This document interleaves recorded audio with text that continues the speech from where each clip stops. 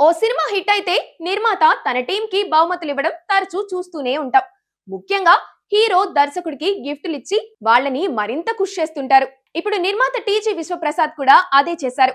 మిరాయితో people media ఫ్యాక్టరీకి ఓ మంచి hit వచ్చింది. పీపుల్ మీడియాకు ఈ విజయం కొండంత భరోసా కూడా అందించింది. ఈ సినిమా 100 కోట్ల మార్క్ కి చేరువైంది.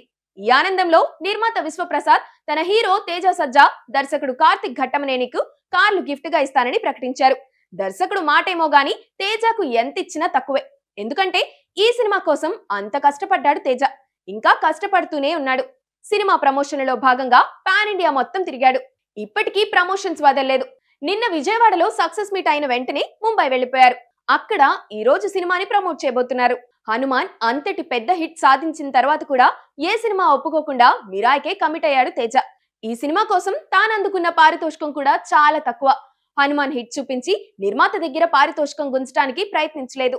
హనుమాన్ కంటే ముందు ఒప్పుకున్న కథ కాబట్టి అప్పటి కమిట్మెంట్స్ కి లోబడి పనిచేశాడు. సినిమా పూర్తయినా ప్రమోషన్లలో పట్టు వదలలేదు. ఈ వారం అంతా ప్రమోట్ చేయడానికి డిసైడ్ అయ్యాడు తేజ.